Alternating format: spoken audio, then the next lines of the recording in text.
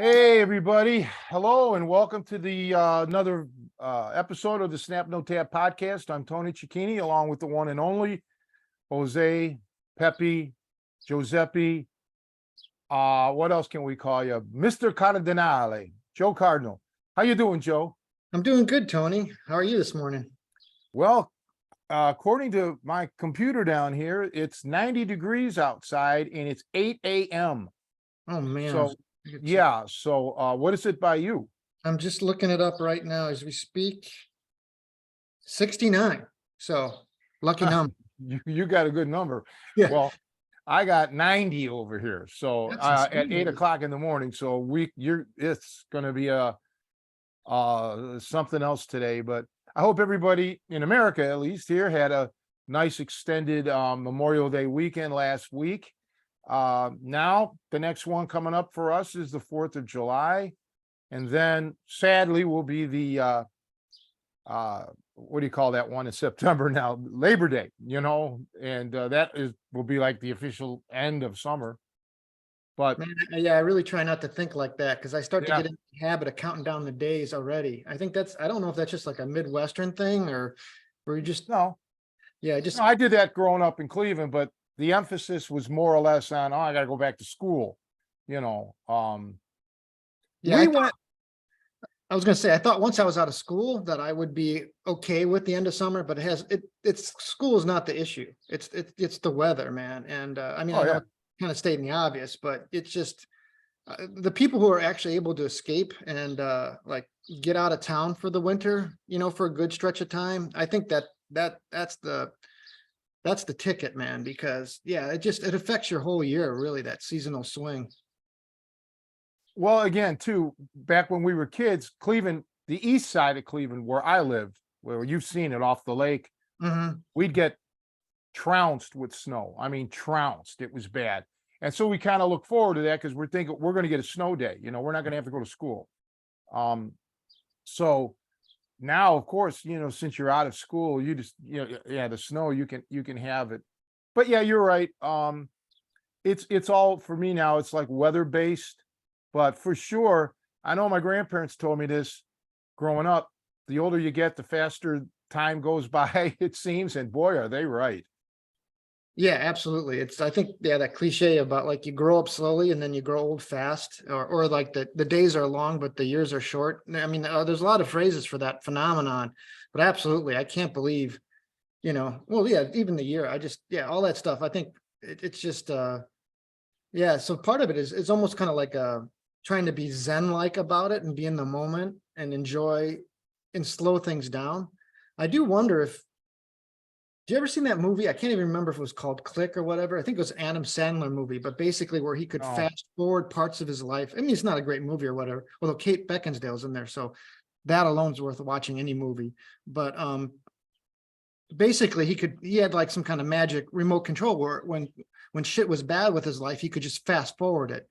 And then it got where he couldn't, like, it basically kind of takes over and he speeds through his life. And I wonder if that's like a mental thing that over the years you kind of train yourself. Like as a kid, I was always watching the clock, waiting to get out of school, or I was waiting for summer to come or whatever. Like I was, I think I was always mentally looking towards the future or trying to like zone out. I even caught myself during workouts, like if I would go on a long run, because you're dealing with discomfort and pain, that I would mentally check out, that I would go through. I don't know if you've experienced this on your long bike rides, but where you could go for a mile or two and not even like you'd be somewhere else and you wouldn't even have experienced that mile of the run or the mile of the bike ride that you checked out. And I think that that can become a really bad mental habit. I'm going to mute my mic because I've got a train going here. Hold on. Well, I'm sure, it's like a form of like road hypnosis. And with the bike back then, I didn't have a speedometer or a odometer on my bicycle, my Bianchi back in the 80s. I just rode, and you kind of get an idea of, if you have a route, you kind of know how far you're going. But when I would venture over to the west side on my bike, I'd have no idea how far I went. I just knew that from my house to downtown Public Square was 3 miles, okay, from ground zero. So, but once I crossed over, the high level bridge there, and then started my jaunt into the west side, yeah, you lose track. So yeah, what you're saying is probably common. But yeah, just for me, I've tried to break out of that. Like even when I'm running, I'll try to, if I'm uncomfortable, I'll try to be in the moment and see what's going on around me. And that's also a good awareness drill, honestly. We talk about self-defense, and the first line of self-defense is awareness. And so just trying to be aware of what's around me, little details of what plants I'm running by. Even though, like I said, or I'll try to listen to my body, listen to what my breathing rate is at, or what is hurting, are my knees hurting, or is my posture, but not check out, basically try to be in the moment, and when I catch myself drifting away, and I mean, it's never going to be perfect, but it's just kind of a switch of gears. And hopefully, like I said, I'm always waiting for the next, like if I have something going on at night, it's like, well, I got nothing going on for the next several hours, but try and be in the moment and slow things down a little bit. Another thing that'll slow time down for you is fasting. I know you've done a lot of fasting, but you start to notice time, because your body's maybe, you're waiting for that next meal. And so all of a sudden, normally, lunchtime coming up would be like, oh, you don't even pay attention to it. It's all of a sudden it's lunchtime. But when you're not allowing yourself to eat, all of a sudden those few hours can seem like a long time. Yeah, for sure. I'm not fasting currently. Well, I still kind of sort of do, but 12-hour only, which really doesn't do anything. But I could probably start. I'm going back into the hospital for those people who are curious. We're filming this on Sunday, so I'm going in on Tuesday, and I don't know how long I'll be in. And then after that is done, I got to get back to my ENT doctor. I got to schedule an appointment. And because I had a bad episode the other day here, which it was pretty, yeah, it wasn't a good one. So so I'm not going to be doing anything with my health, like fasting. I'm not going to do anything until, probably another few days here until I get more results and things like that. But yeah, as far as, well, when you talk about time, where I went to school, we had longer school years. Okay. I had about 200 school days. Again, I went to a parochial school up until 10th grade was my first time in public school. But so I had about 3 weeks more school than the kids out here, right? Which is like roughly 180 days. I had something like 200. I think I've forgotten now what it was, 195 or something, but at least 2 to 3 weeks. I mean, for example, I didn't graduate high school until the second week of June. And school went on even another week, not for us seniors, but for the juniors. So yeah, we would normally get out in the middle of June for school. So that cut into a lot of our summer there, but it's technically not summer until the 21st of June. See, so that's how they based it. So, and then we would start the day after Memorial Day. Okay. School's already out over here. Uh, it was out. They didn't even have school last week because I have to pass a little middle school. And they didn't have school all last week. The middle school was dead closed. So, I mean, I don't know how many days they get out here of school. Uh, it just doesn't seem like there's a lot. And there's always, because they have a sign out in front of the school or whatever. They like, this one now, it says, congratulations, class of 2023. But normally it'll say, parents teacher conference, no school this day, that day, that kind of. And I scratch my head sometimes thinking, Jesus, man, there's not a lot of school going on, it seems.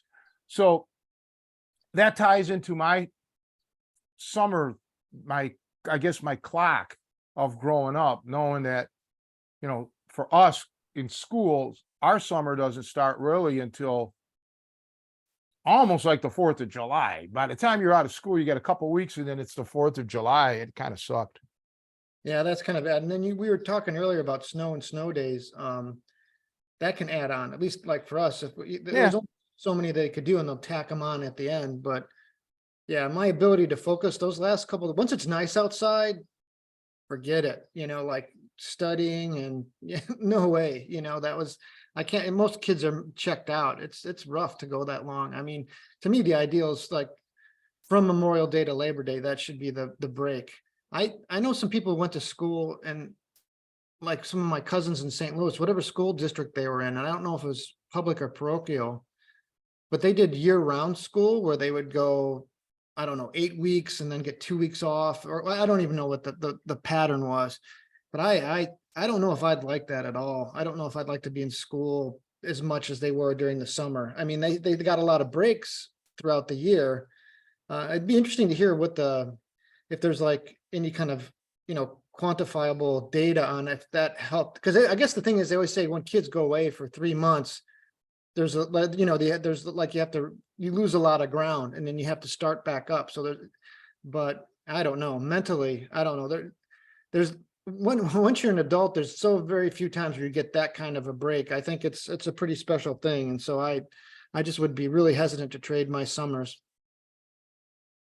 Yeah, I don't even know if they could effectively compare because a lot of it will boil down to curriculum and Oh yeah. class size. And, I don't know. I just, time, listen, we were talking before we started filming this today on how people in general from like, I'm a 70s and 80s guy. Okay. 1970s, 1980s. That's my gig. Okay. And the difference in people, even people that are currently my age, I still live in the past. Everybody that knows me knows that. Okay. I'm a dinosaur. So I still act like I did in the 70s and 80s. Those days are gone, or the people that would come over and visit me at my house, even, as adults, even in the bad neighborhood, or my grandparents' friends, or just the neighbors that would come over, and sit on the porch with you, or come in the house and play cards or whatever. Those, I don't see that, especially out here where I live, but even in Chicago, it's got nothing to do with COVID. I've been here a lot longer than COVID.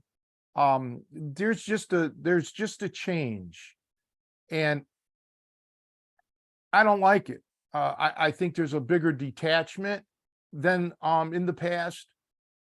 So again, I'm not the guy to be, giving answers, because I'm I'm not opposed to certain changes, like technological changes to a degree. Although I'm opposed to like social media, really. I mean, ironically, this is going to be on a social media thing, but this is not interactive. But I think maybe technology's had a lot to do with that, because in the old days, people know we used to have to make phone calls, and that was even before answering machines. Now you could have text messages or Facebook posts or whatever you do. You could be talking to 5 people at the same time. Whereas in the past, you had to spend 20 minutes on the phone with one person, 20 minutes on the next, 20 minutes on the next. You didn't have enough time to do all this. But yet it seemed far more personable. Yeah, I just kind of long for the old days where and also where you can get away, or when you left the house and you're cruising somewhere, nobody on planet Earth can get a hold of you.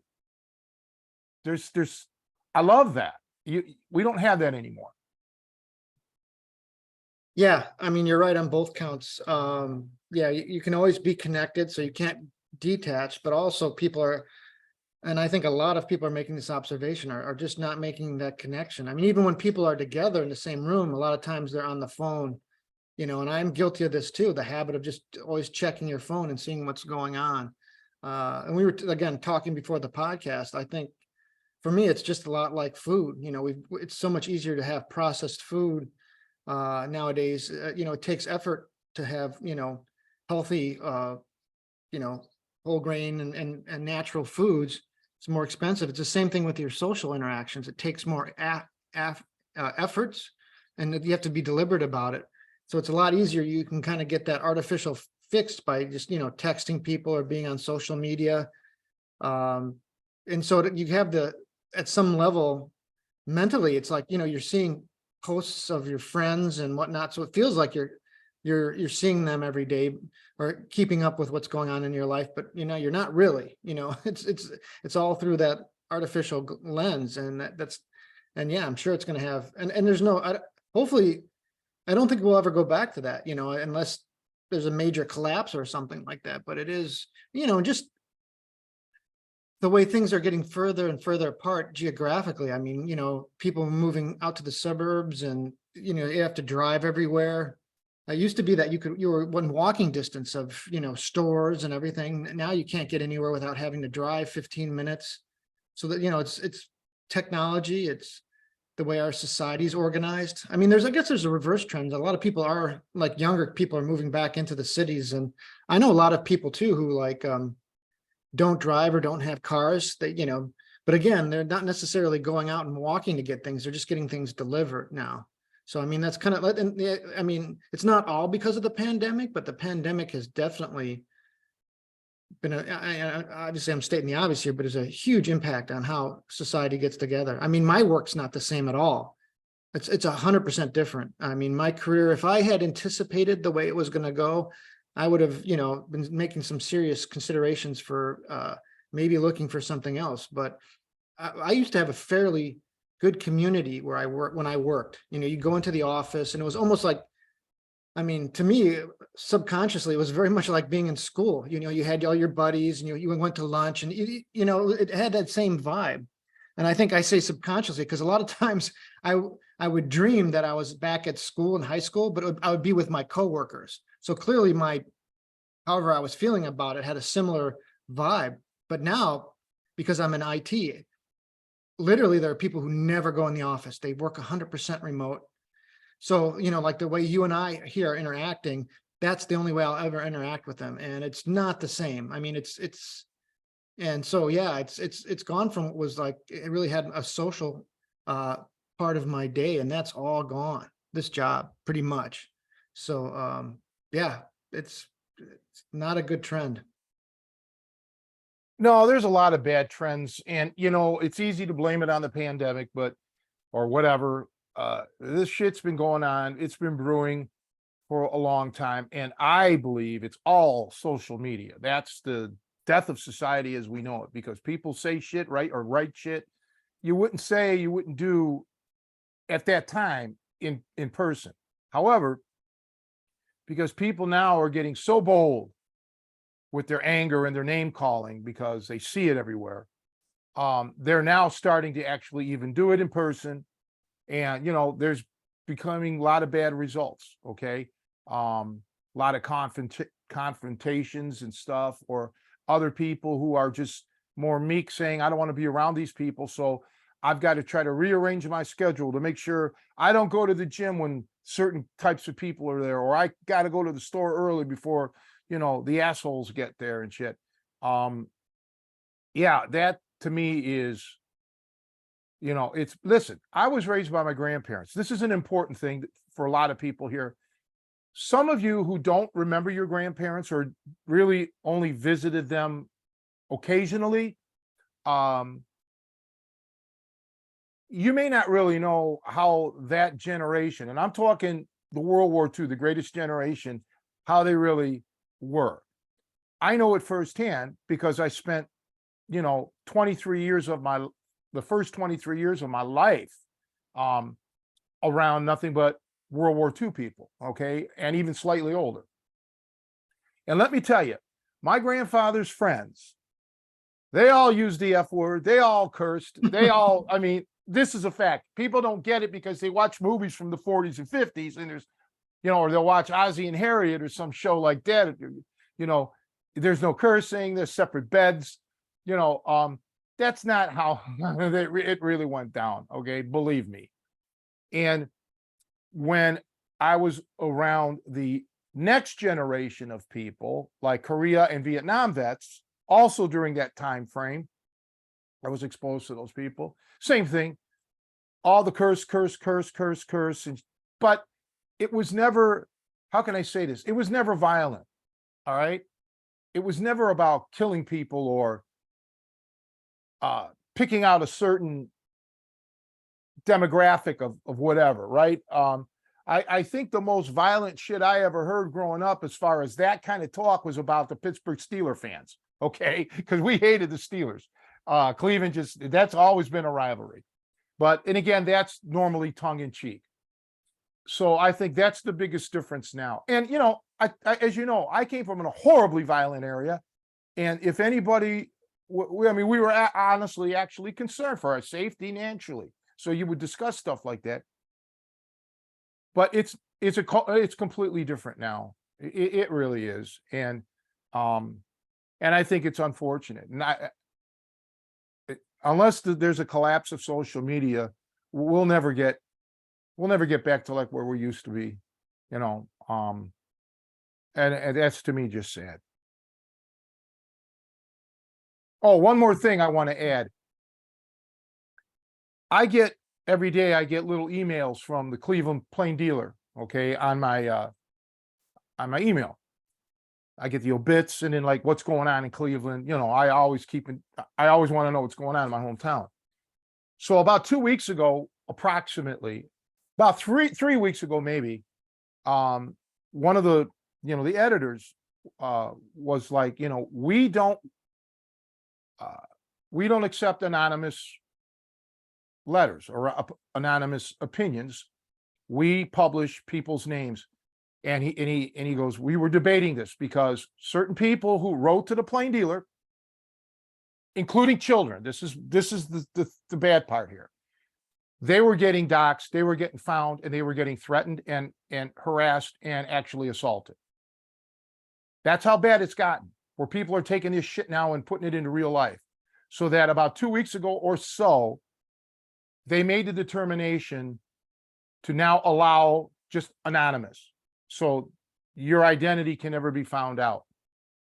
Because even though Cleveland you think is a big city, if you have a little bit of moxie, you can figure out someone, okay, based on what they've written when they give their first name and their last initial, okay, or something. It's not that hard sometimes to piece it together. So I think that just shows you how bad it's getting, where you can't even write a letter to the editor without worrying about what's going to happen to you in your private life. Yeah, it's upsetting. I mean, this is the partisanship and polarization that everybody's talking about. And I hope that more people think about it and think about, because really, basically, there are people in politics and the media and what have you that profit from getting people upset. If you think that the other person, like if team A or team B is going to win, it's the end of the country or the end of and it motivates people to donate money. It motivates people to go out and canvass and definitely vote. But there's a negative consequence because people take those words to heart.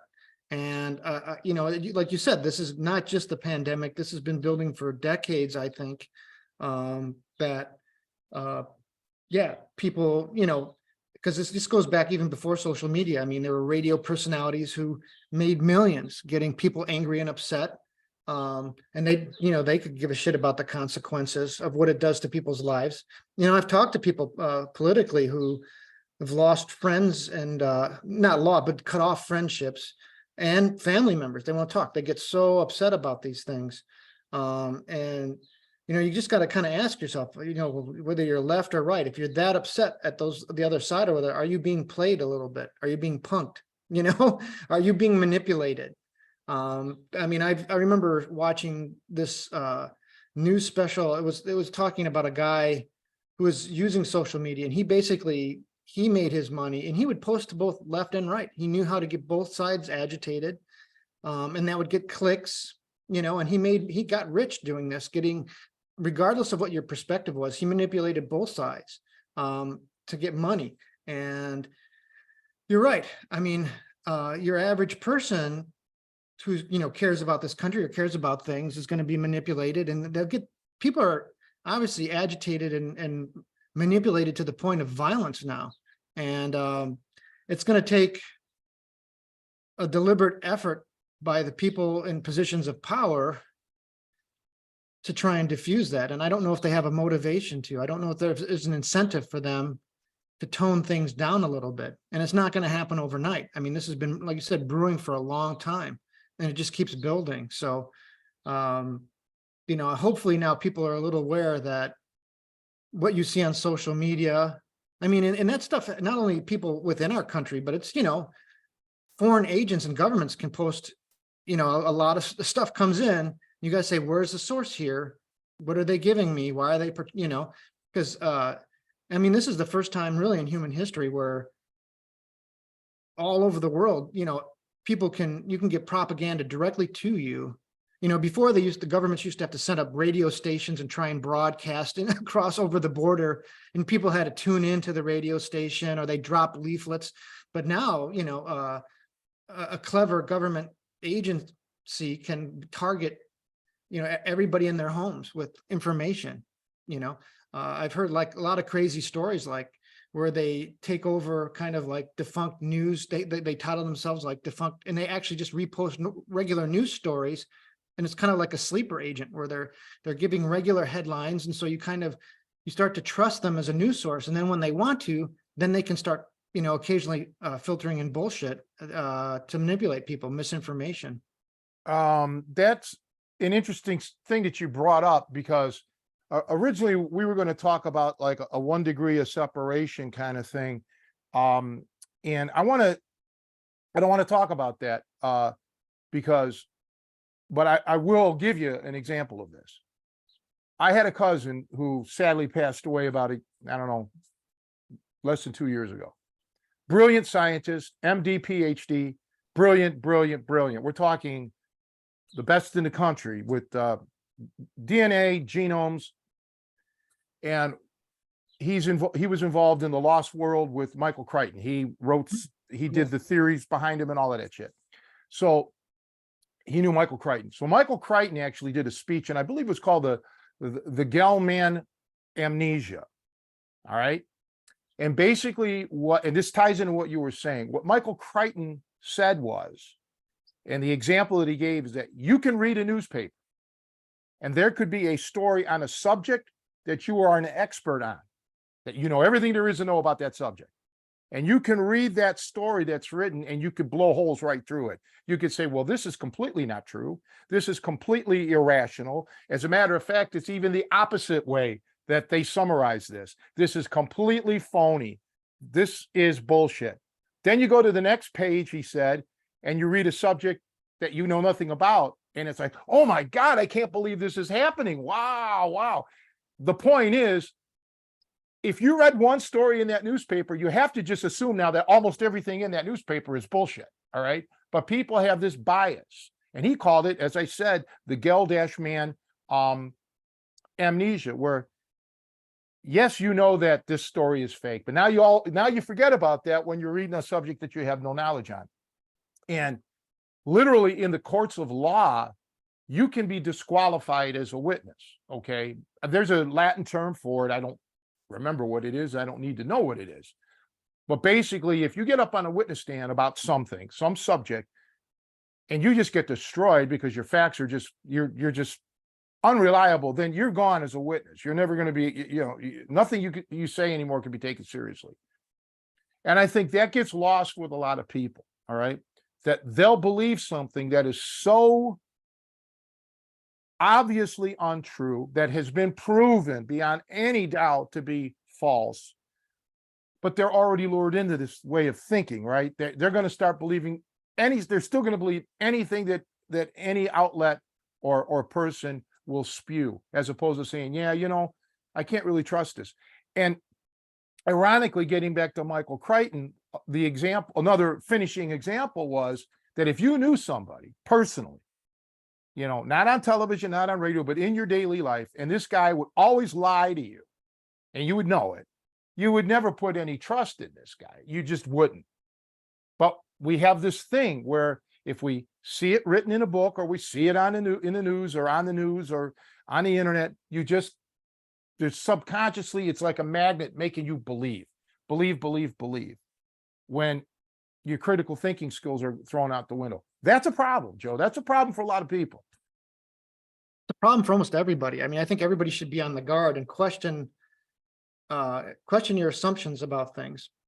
Because, I mean, to your point, I've met people who are far smarter than me, far more educated, and some of the stuff that they've said or they believe, it shocks me sometimes. And I don't want to get into specifics, but it's the stuff that to me would be almost obvious. And I do feel part of it is confirmation bias, which I think is a very natural human trait. I mean, that's something we all have to watch out for. We all have our opinions, and we want to hear things that confirm those opinions. And it's really hard to push against that. And I mean, to your point is like, how do you know when to believe something? I mean, that's not an easy question. I don't think most things in life are complex. There's no just like, here it is in black and white. It's not obvious like gravity, where we can just, everybody knows you can drop something. We can all prove it instantaneously. Most things are complex, and you're going to have to look at it from multiple different sources to kind of arrive at, I think, an informed opinion. And it's uncomfortable. It's uncomfortable to like go to sources that you don't necessarily like to hear their take on it. That might run counter, but I think that that's a habit everybody has to get into, to saying, okay, what is the other side saying of whatever the argument is? It doesn't even have to be politics, but whatever it is, your thing of interest. We talk a lot in training about always trying to put yourself outside of your comfort zone and challenge yourself. But I think you have to do that in these areas as well. Well, recently, within the last week, the story broke here locally about a former police officer. Now he actually retired, who 44 times beat speeding tickets and parking tickets and shit by basically most of the time swearing under oath that his girlfriend and him got into a fight. They broke up that day. She stole his car, and she did it. All right, and he had forged police reports. Anyhow. There was also times where he did something wrong on the job, and other police wrote him up. Other police officers, Chicago cops, filed a complaint against him. I bring this up because it's no point in getting into his story, but the last part that I just mentioned about him doing shit on the job, I mentioned this to somebody. I showed them the article, and they're like, you see how dirty those cops are in Chicago? I'm like, wait a minute. Yes, this is a dirty cop, but what about the other police that reported him, that said, this is bullshit, this guy is crooked? So they looked at that one portion of the story. They saw the whole thing, but they focused on that one thing and said, he did this to an innocent person, and had his car impounded illegally. That's how Chicago cops are bad. Whereas he didn't say, well, at least there's honest police that stood up for the Chicago citizen that had his car illegally towed. So there you go with the confirmation bias. This person obviously has it in for Chicago police. So his confirmation bias is going to lead him right to the negative thing that the one police officer did, as opposed to the positive thing that other officers have done. So, and we see that, like you said, in our training in martial arts, you could see your style get beaten over and over, but you'll still find a way to keep, thinking, oh, it's the best, it's this or that. Yeah, I guess that's always been a part of human nature. That's one of the things. But because of the internet, you can really find your confirmation bias easy. You can go to websites or, blogs or whatever you want to call it that think like you think, and it reinforces you. It inspires you to continue on with your line of thinking. I know some people out here, sadly, especially since I've been sick, who mean well by trying to give me these quack medical advice, right? Crazy thing. And I smile and I'm appreciative of their thought that this is their way to think they can help me. And they can't, but they just fall prey to this. And the sad part is one in particular, one quasi doctor who's been banned and, just completely banned in Australia. To my friends here, that's their conviction now, that she must be right. This lady doctor must be right because they're banning her, they're shutting her down. So obviously she's on the right track. No, they're shutting her down because her medical, or whatever you want to call it, medical, but her advice is harmful and could kill you. That's why they're shutting it down. So you can't logically, you can't engage with people that think like this, okay, where everything is a conspiracy, right? You just, whatever. Yeah, and I mean, it's some of it, you can't blame them. I was thinking about what you're saying about, if you find a newspaper article where you see outright falsehoods in it, then do you trust that newspaper? But I mean, if you're honest and if you think about it, I mean, every politician that we have out there has, if not outright lied, they've distorted something. They're all, they all have that's part of their game, is to distort things and manipulate, and people pick up on that. And at a certain point, you start to not trust anything, and that's where I think it kind of runs away, when you can't trust any source. When you don't trust anything, and I think that's the difficulty. That then they start to question even really what I would say, like, basic assumptions about reality that you and I know. I mean, the extreme example is, I mean, there are people out there, obviously, I mean, we've joked about it before on this podcast, but the flat earth thing, that there are people actually, are true believers in that. And it's one of those things that's, it's hard to believe, how does a person get to that point that where they so distrustful of, every source, and they don't have the ability to reason it out for themselves, to look for that evidence, basic things that we just take for granted, facts about reality. I think it can, that distrust, I guess that, I'm not sure what point I'm trying to make here is, but I think you and I both think you should have a healthy skepticism of all your sources and verify things, but you also can't, you've got to have a way of eventually learning how to trust some source. There's some facts that you can find, and how do you get to trust those? Well, that comes back to you as an individual. You actually have to develop the critical thinking skills. I believe Michael Shermer teaches critical thinking. I don't know how I mean, I know what critical thinking is, and I think I pride myself on having that ability. But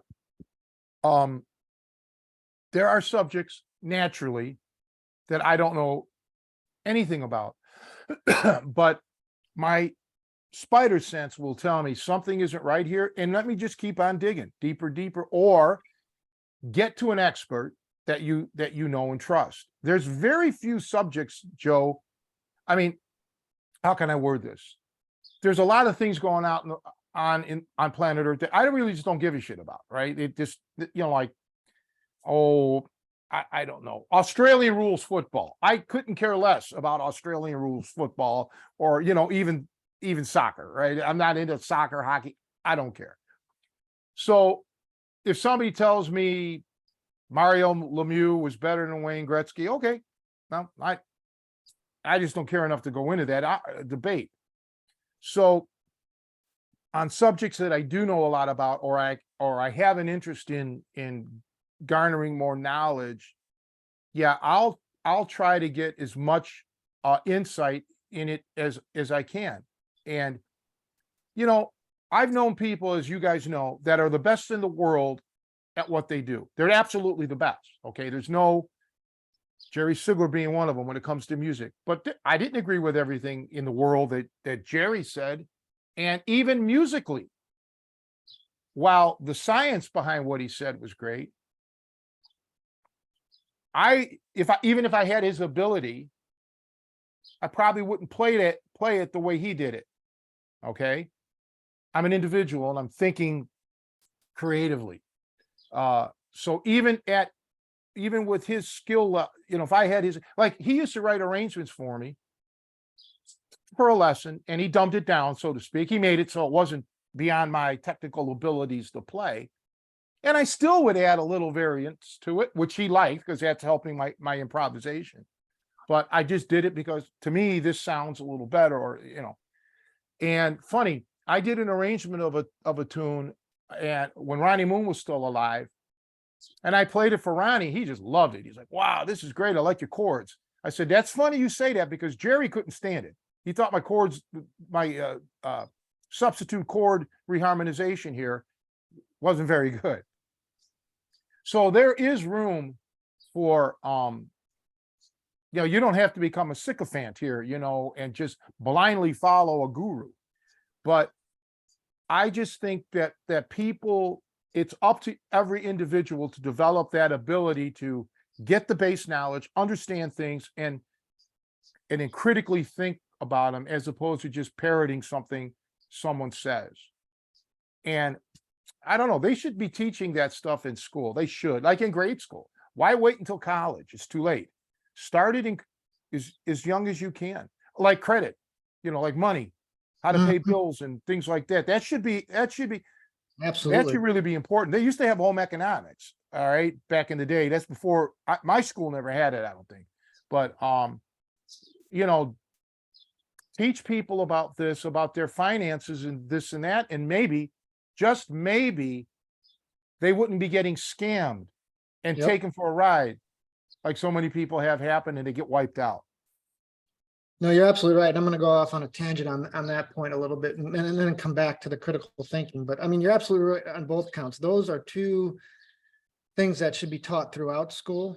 One of the things I had, I don't know, I imagine this was nationwide, so you probably had in Cleveland too, but to graduate 8th grade, I had to have a constitution test. And I don't know if that was a state thing or whatever, or a national thing, but we basically spent a semester going over all the rules of government and the balance of powers and all that kind of stuff. And you had to have a general working knowledge of how our government worked, which is important. And Civics. yeah, but I mean, there was a specific test, and it was separate and apart from all of our other classes. That was at least at the state level. If you didn't get this, you were not out of 8th grade. And they really need to do that for finance and for critical thinking. I think. I mean, we live. Understanding how your government works is important, but also understanding how the economy works. And to your point, I talked about people who are very educated, a lot smarter and more educated than me. But there's little simple things about how interest works that, a lot of these people, like I remember talking with my one friend about it, again, very educated. There's something called the rule of 72. And it's just kind of a shorthand way of figuring out how interest doubles over time. Use that to calculate very quickly how long would this, would the principal double if I don't pay. As a real simple thing. Or like if you're going to make an investment, they say, well, what percentage are you getting on return? How long would my money have to sit there and before it would double? So it's a real handy little shorthand thing. But neither he or I had learned those in any of our schooling. Like I said, he had a couple master's degrees and he was middle-aged at this point. And he's like, this is a simple thing that kids should know. I mean, understanding interest, it goes back to and that the fact that not even that specific rule, but how interest works with credit cards and with mortgages. I mean, you think about the financial crisis of 2008 and what people were taking out, they should have known that they were getting themselves into serious trouble, but so many people were financially illiterate and we're all interdependent. If enough people make bad decisions financially, we can bring each other all down. There's no man is an island in this economy. If enough people make bad decisions with credit and investment, and we could take the whole thing down. I mean, banks were doing it too. But yeah, being financially literate,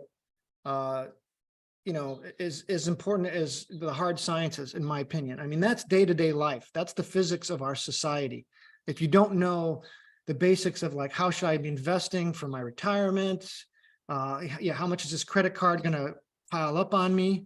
Because, and people get swindled. They get taken, they get told they're going to get this huge amount of return on certain investments. And like you said, your spidey sense should go off and say, hey, that's bullshit, because I know, like, maybe getting 8% return is a really great return. So if someone's promising me like 20 or something higher, that it's probably something doesn't smell right there. So, I mean, from day one, like, I don't know how they would do it if they'd actually budget kids monopoly money and they could, literally go through the actions of saving and investing and earning that kind of stuff. And then at the end of the school year, when they're little, they can buy little things and go through all that.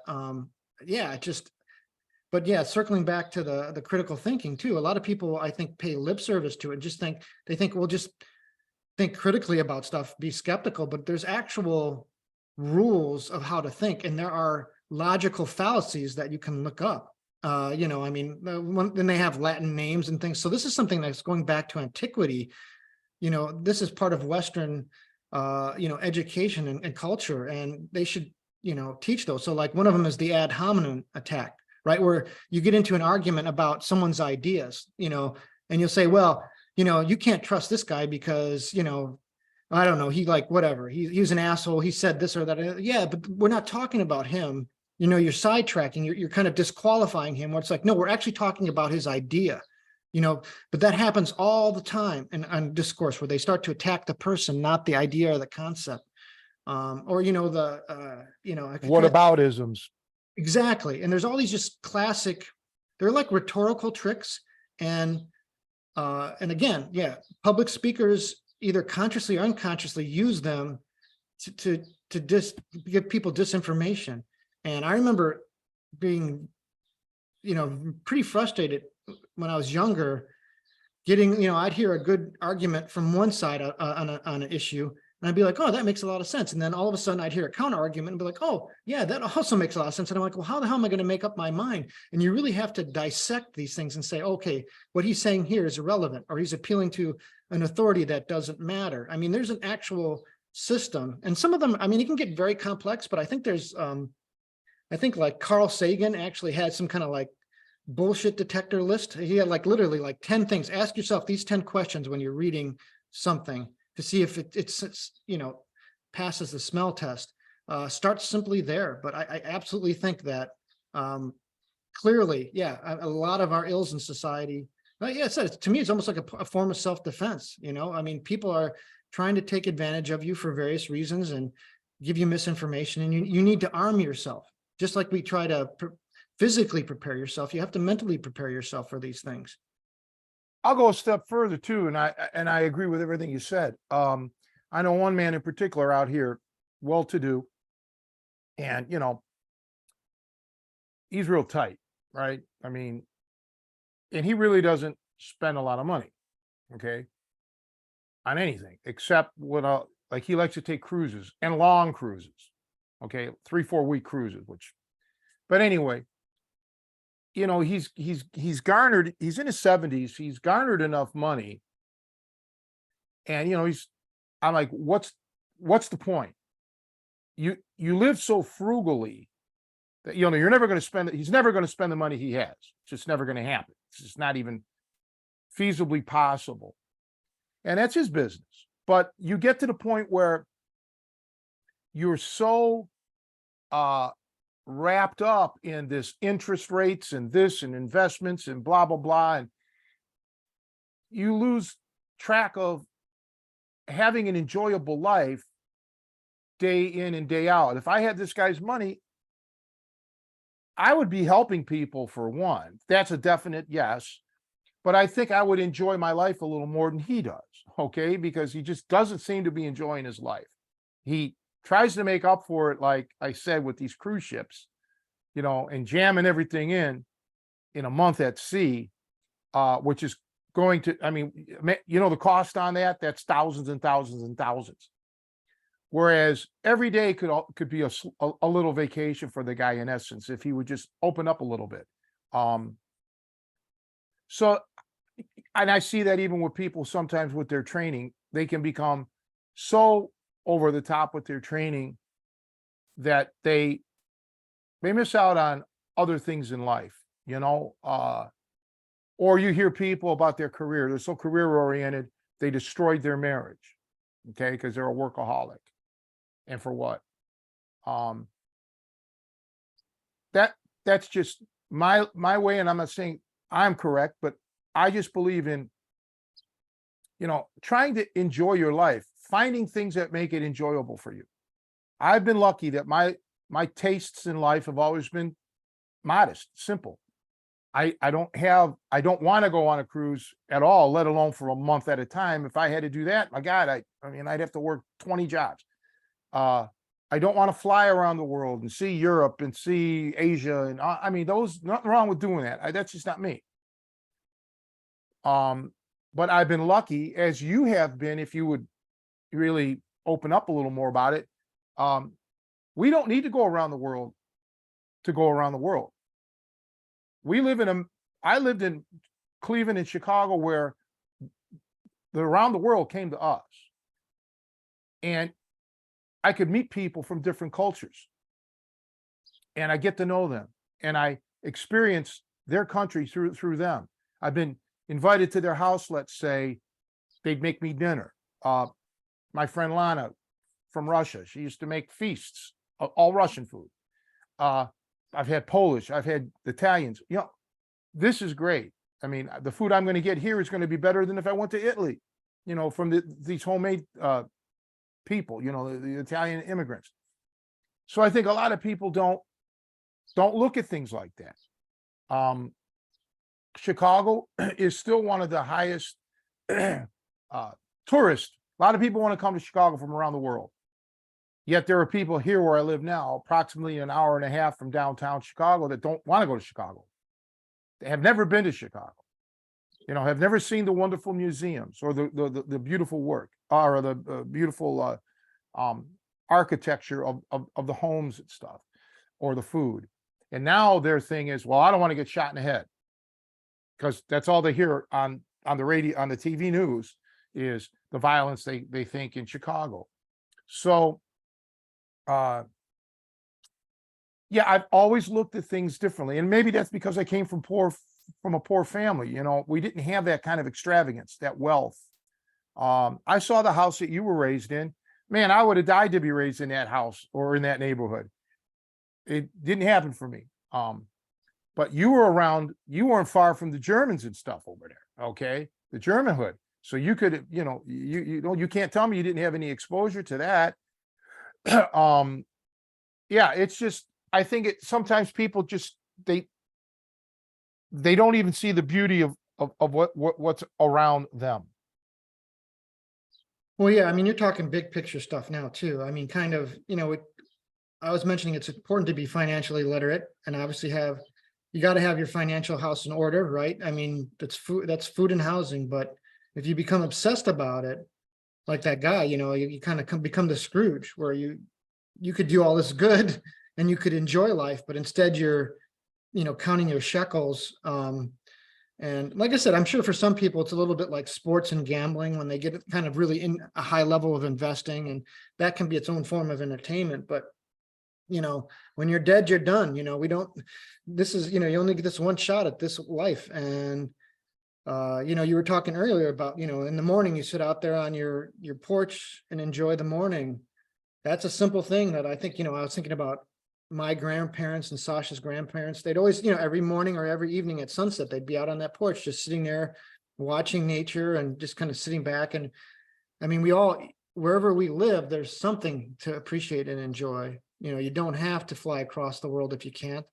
But yeah, you've got to get that work-life balance going and training and life balance going too. Because yeah, make sure you're not missing out. It's like you said, there's so much to experience, and it is a blessing. I mean, this actually goes also back to our point about being manipulated by the media, and or I guess ask yourself, am I being manipulated by the media or whoever's trying to, like we talk about that fear of Chicago. If are you being, is someone making you afraid to the point where you're going to miss out on something? It might not even be Chicago, whatever it is.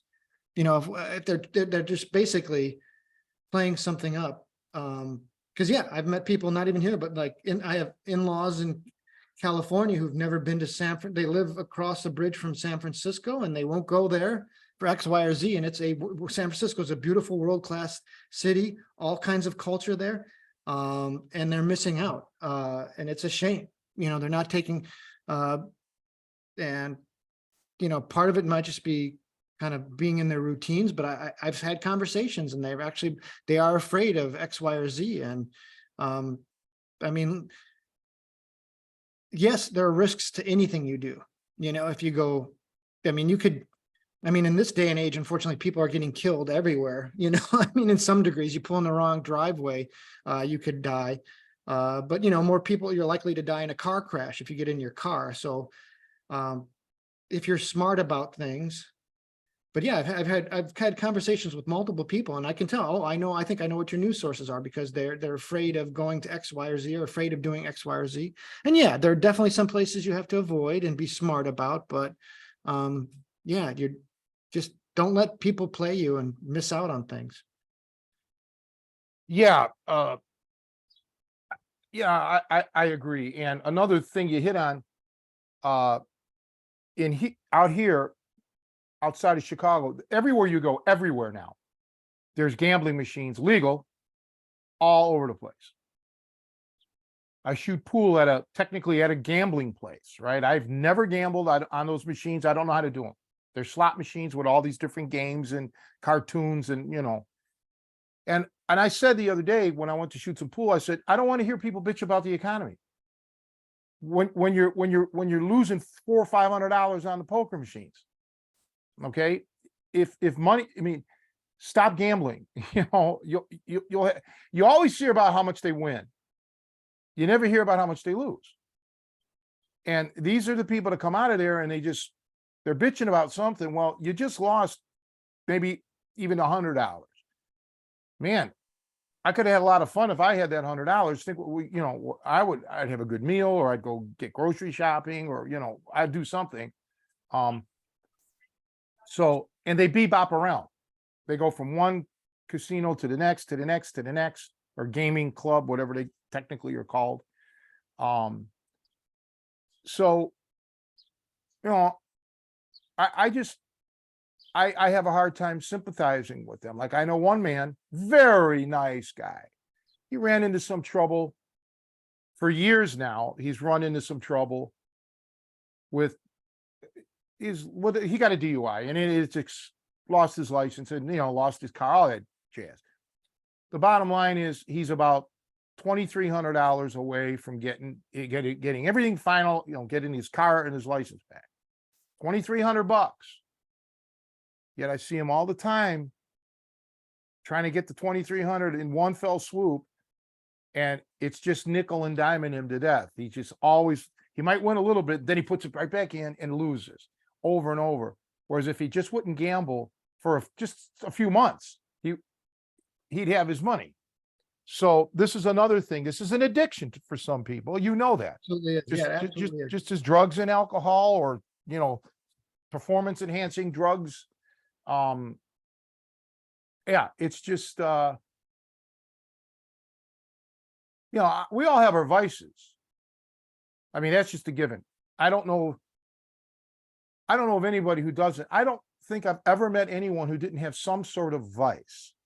Even religion can become a vice, okay, where you're going against logic to pray away something that is easily solved, okay, but or what have you. Anything could be a vice. So we all have it. But again, here comes the critical thinking. all right, I need $2,300 to get the car fixed. I make, let's say, I don't know what this guy makes. Let's just say $3,000 a month. I don't know. And if he could just string along $400 extra per month, just, you know, tighten his belt a little bit, you know, in 8 months, less than 8 months, he'd have the money. Say 6 months, you know, because you have to factor in other things will come into play. But I don't know. I don't know how people look or how they think. And I don't want to tell this guy. I mean, really not my business. He's a very, very nice man. He really is. Younger than me, nice guy, you know, but that's just the way it is with some people. Yeah, and I mean, it's doing it the boring, methodical way is never much fun. And you're absolutely right. I mean, gambling is clearly an addiction. It can be. And actually, there are people.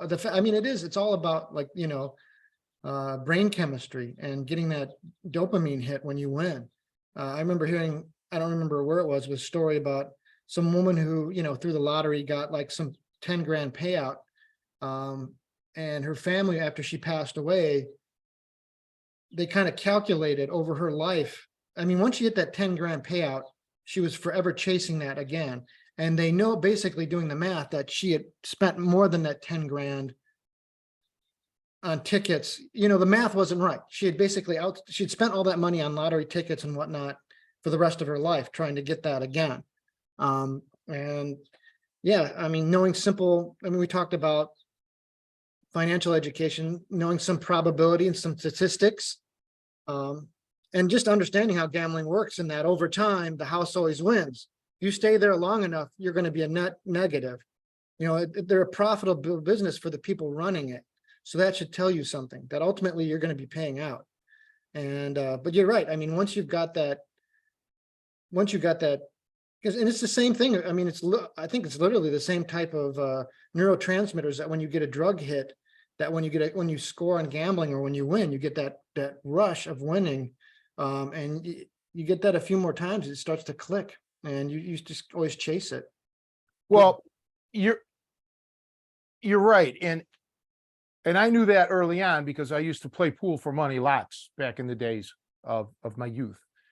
And now, you know, I'm trying to play again. We don't play for anything. I mean, something we'll play for a drink.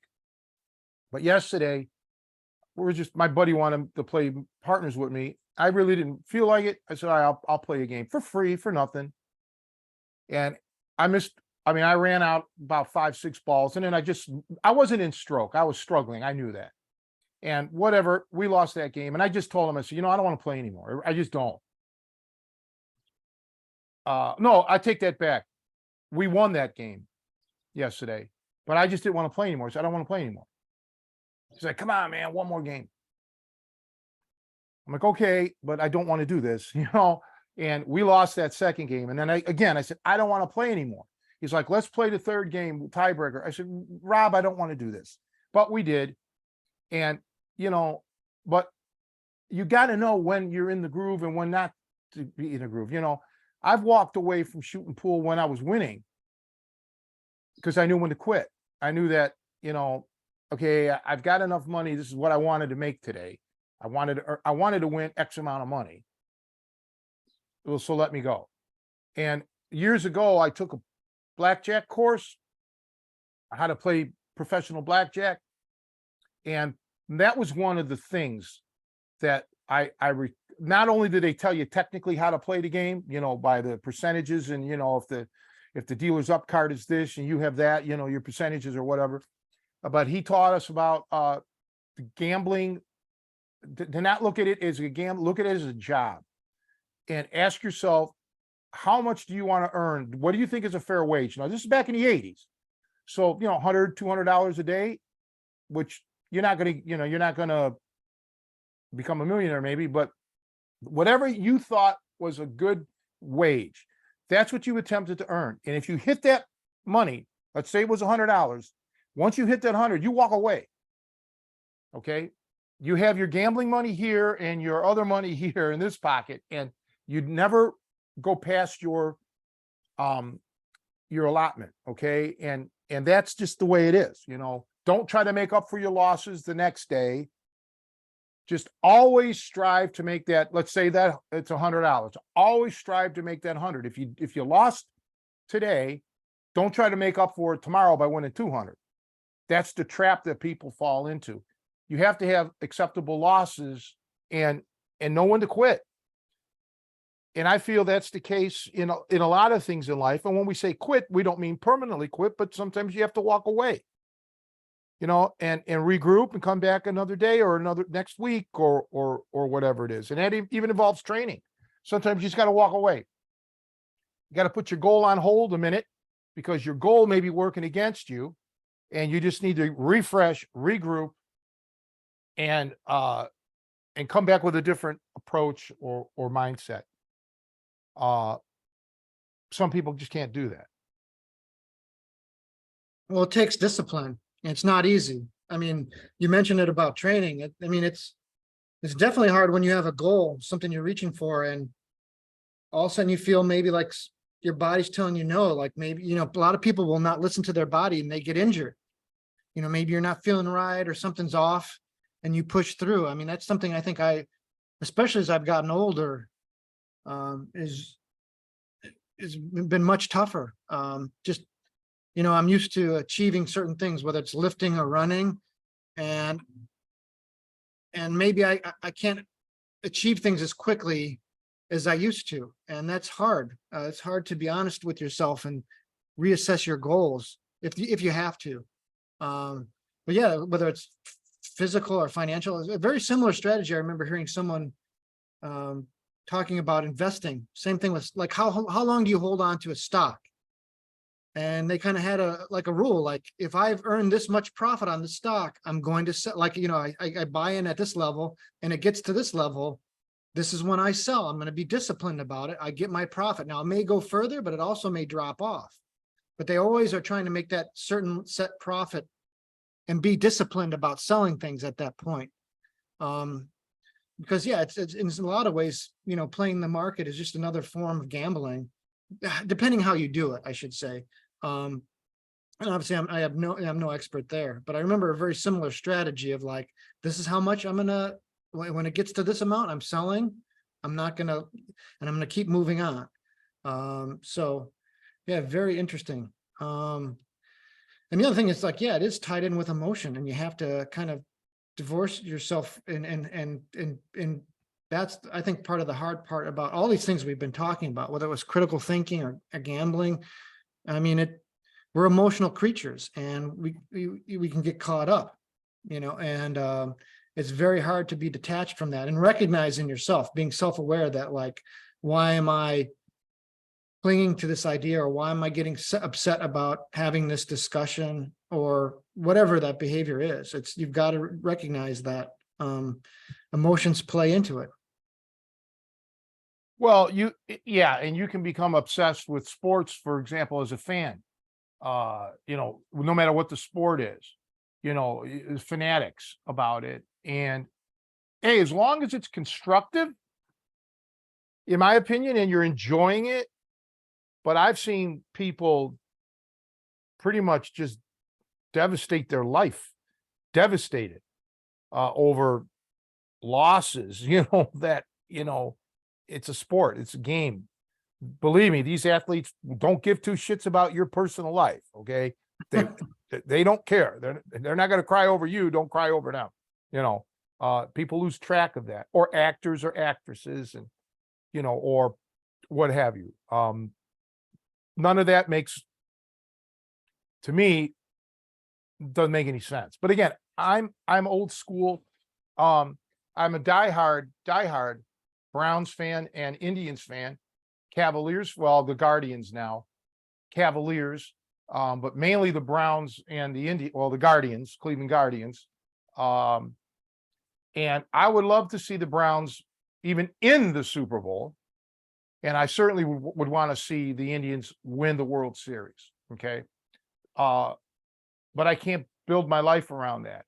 I just can't, like, I don't take that deep of an interest anymore, because real life has beaten my ass a lot the last, let's say 10 years or so. So, I don't even get the thrill anymore out of it. And of course, the Browns, uh, baseball's a longer season. Baseball's 162 games. Anything can happen. Football, you after the first month, you could just be what the season could be gone for you. You go 0-4, you're pretty much done. But I know people who are just, so diehard, you can't really even talk to them. I got into a subject matter yesterday, friendly though, with a couple guys that very nice men, never met them before, but they're knowledgeable about baseball, not as knowledgeable really as they thought, and really were clueless about football as far as they shut the door on anything. They were all about Walter Payton and nobody else existed. And I just said, I can't have a discussion with you guys, okay? So, because you're not football fans, okay? You're Bears fans. And there is a difference, okay? I'm a football fan. I mean, I told you last time about how I feel about Jim Brown, and I mentioned Barry Sanders and stuff like this. These people they're bums. They're no good. Walter Payton is better than anybody that ever lived. So you can't have a conversation with people like that. And they did the same thing with baseball. And then finally, somebody was at the poker part of the place. He stuck his head out and yelled at these two guys, "You don't know shit about baseball. How dare you talk down about Mickey Mantle? You don't know your ass from a hole in the ground." I'm like, yeah, go for it. But but you right away should know, don't just don't go there with these types of people. Walk away. And I didn't physically walk away, but I walked away from the conversation. Then I found out the one guy actually lives in Villa Park, which, well, that's where Kevin was from. And my gym was right down the street. So we started talking about restaurants and places in Villa Park that I know. And he's like, "Wow, how do you know that?" I said, "Well, my gym was in Bensonville, and I haven't lived out here my whole life. I'm relatively new out here." So we turned what could have been potentially a negative into a positive. And that's good. That's really what you should try to strive for. I don't always do that, of course. Sometimes you do get reeled in, but it's nice to be able to say, "Yeah, these are a couple of nice guys," and they were very nice. We just, I just can't get into a deep subject matter with them. So you got to know the difference between a fan, which is short for fanatic, of a team, or do these people really know sports? This, nobody probably cares to hear this, but many, many years ago, I knew a guy that was a walking encyclopedia of baseball statistics. Before my memory went south, I used to pride myself on knowing quite a lot of stats. Nowhere near this guy. This guy was like one of those savants. And I really respected his baseball knowledge until he started with the knucklehead shit with Sammy Sosa. How Sammy Sosa is the greatest ball player that ever lived. I take Sammy Sosa over Barry Bonds, over Ken Griffey, this and that. And it was one of those come to Jesus moments where I no longer had any respect for him as anything other than a statistician of not even an analyst. He just was a statistic guy and knew trivia. And I told him, because I liked him, I said, I can't talk sports with you anymore, because now you're talking nonsense here. You're talking idiocy here. Okay. And I haven't seen him for years. He moved, or I don't know what happened. Maybe he died or something. He was like around my age, but yeah, this was back in the days when, in the 90s, when it was Sosa and McGuire going for the home run record and shit like that. And, to me, you just end up kind of like, losing, I do, at least I lose respect for somebody's thing. I'm funny that way. Well, that's a perfect example of someone who's very knowledgeable, but still let their emotions get in the way of their objectivity. They may statistically know there are better ball players just by the numbers. Or like you said, the Walter Payton fans, you can say Walter Payton is my favorite football player, but there are numbers and statistics out there that may say other players are on his plane or better, and they're choosing to ignore that. And at some point, I mean, none of these athletes are, there's some degree of subjectivity, because they played at different times with different, you get into all this. We get it. Yeah. But you at least should acknowledge that. Like if you're having that discussion of who's the greatest boxer of all time, you got to say, well, he came first. He was before a different era. You have to acknowledge the gray areas. And ultimately, some of it does come down to opinion. But to say it like it's gospel truth, yeah, that's a classic example of, not being able to. And I think a lot of this, we talk about is self-awareness, and that's something we always have to wear. What are my faults? What are the traps that I fall in? Am I biased towards my hometown, where I can't see that someone outside of it maybe is better? And then I think ultimately, the most important takeaway from what the story you said is like, get the big picture. Who gives a shit? Like some journalist once, he was talking about some sports writer. He said, but he felt like every sports story should start out with the phrase, not that it mattered, but this team happened. Yeah. Like this team. And that should, or someone said it was like, there was another quote about, I think it was like the most important story that didn't matter or whatever, something that effect. But yeah, it doesn't in fact, it's entertainment, and it's a pastime. It's something, it's not worth fighting over. It's good to have. And yeah, you have to be able to read someone. Can I have a fun discussion with this, a fun debate with this person? Or are they just locked in and this is just going to be running into a brick wall and just cause strife? Then what's the point? Yeah, I got I got asked an opinion the other day from somebody whose son is who's signed to do an MMA fight. He's going to fight in March in Ohio, but they're from out here.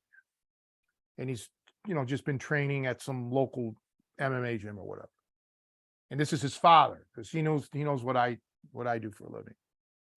And I'm like, oh, that's nice. What am I going to say? Right.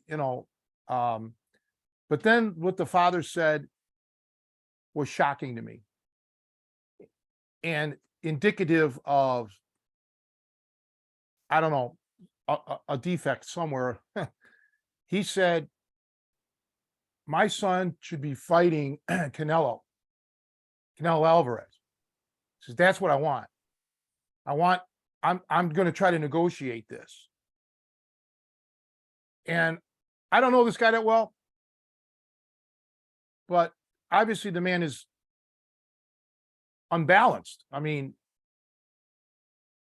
his son's not even training to be a boxer. He's training MMA. And he's never had a fight. And now you're going to want to fight one of the best fighters in the world? Where do people come up with this entitlement, for one? And basically, I don't even know what the word would be, but you're so delusional to think that he's going to have a chance. So, I detached completely from the conversation. I just ended. I didn't even talk about the weather. When you get something like that, it's best to just let it go. Okay. Because, you're not going to get anywhere with this. So you have you have people who think like that, that just are, you're not going to get anywhere with these people is what I'm saying. So talking to them is a waste of your breath. Your blood pressure is going to go up because they're going to pull something out of their ass that just is going to be, you can't counter it because they don't want to hear, they live in a delusional fantasy world. Yeah, and I imagine it's even harder for people, it's hard to be self-aware of yourself and objective about your shortcomings. It's probably even harder about your kids sometimes. But yeah, that kind of stuff. And occasionally you just run into people who you wonder how can they think that they can get away with saying something like that or say something ridiculous. I remember, I've run into some people at my work who would give me some weightlifting statistics that I knew were bullshit just because I knew them. You know a lifter when you see him. You can see by their build how strong they are. You can be like, okay, this guy trains, so at least he has an idea. But occasionally people will, whatever, they rattle off some bench press statistic and you can just size them up right away and say that 99% this is bullshit. And I don't know why feel the need to bullshit. Like it almost feel like there's some insecurity there where they feel they have to like talk macho bullshit around other guys. But to me, it makes them look worse. I always admire guys who are like, oh, this, I can only, this is my, when someone gives me a reasonable number, I respect that, Now, some people are literally strong. You can see that, but you can usually just get a vibe for someone. But yeah, the more you've been around training and athletics, you start to get a vibe for when people bullshit, and it never comes off good. I had that Sunday at somebody's, after the after the workshop, I stopped at somebody's house. They had a little cookout I was invited to. And yeah, this guy was bragging about his friend and what he could bench. And then I finally ended it by saying, well, he's not clean. Because, this kid who supposedly lives apparently a couple streets away from me, would be the current world record holder in the bench press in his weight division. That's all I can tell you. Okay. He would be far above anybody currently lifting. So that's not the case. Okay. So maybe back when I was actively lifting, I would have probably tried to straighten him out a little bit, but I've really, honestly, I've gotten to the point in my life, I just don't give a shit. I don't care about these people that I don't even know and their bullshit stories. You're never going to win. Look, we do podcasts. I have websites. I've done stuff to try to tell people, look, I can help your training. I can make you as good as you can possibly be. If people want to take me up on it, awesome. But if it falls on deaf ears, there's nothing you can do. I know now the internet has just been inundated with bullshit, and people thrive on it. And the more fanatic or more fantastic the clickbait is, the more hits and the more money that they can make. We don't monetize our YouTube channel. I don't get a penny. And I know that there's, 14-year-old kids with TikTok videos that are making a fortune because they put up some crazy stunt or, practical joke or whatever it is. We've tried to always not do that. We've tried to be the last of the straight shooters in a sense of not clickbait, just listen to us. That doesn't work. People want to be stroked. They want to be, many people, not everybody, but a lot of people want to be, they want to hear the fantasies. They want to believe they want to believe the magic is real. Mhm. And like many magicians cannot stomach psychics because psychics are cons in the magicians, their belief system. So even the magician mentalists, they tell them this is just a trick. This is not real. And there's so much in the martial arts that are like that. Those things aren't that stuff is not going to work. In essence, it's fake. It'll only work under certain conditions and blah, blah, blah. So I've always tried to be honest about that with people. And a lot of people just don't want to hear it. Okay. It turns them off. It turns them against me, but so be it. I can sleep well at night, knowing that, hey, I told the truth. So yeah, we're living in a world where like hyperbole is what it's all about, being as over the top. I not going to mention who, but I get emails nearly every day. And they're really over the top. The title of the emails and the this or that. I don't even send out emails anymore. It's a waste of my time. Really, because we have enough. I might send out one eventually, like once a year, a little sale. I don't know. But the bottom line is it's no longer even your actual content that matters. It's how you promote it. It's all frigging marketing across the board. Marketing. They have this term now. I don't know if you guys have seen it called life hack. Like it's some sort of like revolutionary way of like slicing bread, but really all it is a bread slicer. All right. Or something, something ridiculous, but they come up with this life hack or whatever the term will be now. That will draw your attention. finally the truth is revealed or some shit like that. The sad final days of, Sylvester Stallone or whoever, this kind of shit. You see all that crap on YouTube. You can't help it. I don't click on that shit because I know it's ridiculous, but that you can see how many views it has. And sometimes it's millions of views. So some clown in their basement just probably made $2,000 by, making a 10-minute video full of bullshit, full of photos from that they scoured off the internet, from 50 years ago and put together some, chatbot thing, that's going to write a script for them. You know what I'm saying? Oh, absolutely. Yeah. I mean, and it's junk food, and people are always gonna, I think that's just the nature. It's kind of appealing to the lowest common denominator or base instincts. And I'm guilty sometimes. I'll see something, I'll be like, okay, you got me. I want to see what this thing says. And then I'll be 30 seconds in. I'm like, what am I such an asshole? Why did I start watching this stupid thing? It's human nature. But yeah, you're right. People want the sensational. They want and yeah, it's just, that's what's encouraged. That's what makes money. And it's another thing to be aware of and to try not to get caught up in. But yeah, giving people the straight dope is often not, people don't want to hear necessarily the truth. Well, P.T. Barnum did this stuff, and I'm sure there was hucksters before him. Even when you think about the martial art comic or the comic book, like Count Dante and all that, and all the different other guys, John Natividad and others that did karate, by my course kind of stuff when we were young. So, I've always been a fan of creative marketing, like really cool. Like I remember many, many years ago, I think this won an award.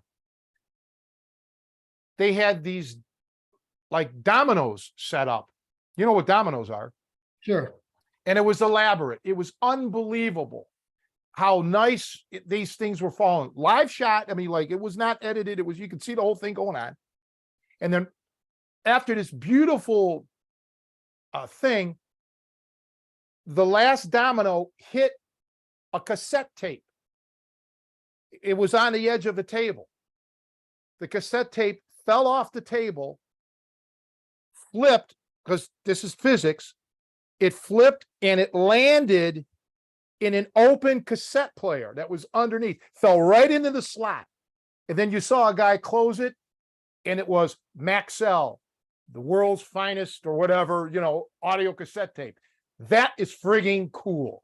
That's the way I would like to market shit. That was cool. No clickbait, nothing. It was just frigging awesome. And I love shit like that. Okay. Some of the Super Bowl commercials are funny. They're entertaining, and I like that, right? It's not like blowing smoke and shit like that. It's like awesome stuff. And I don't see a lot of creative stuff like that. You know what I mean? I'm sure it's out there. I just don't, I'm not privy to it. I don't see it, but yeah, that's just how I am, man. I like stuff like that really is creative and takes a lot of talent to do. And I'm sure it's out there. Like, yeah, I think the one cool thing about YouTube is that it does allow a lot of creative people to put stuff out there. And the same thing with podcasts is that, even two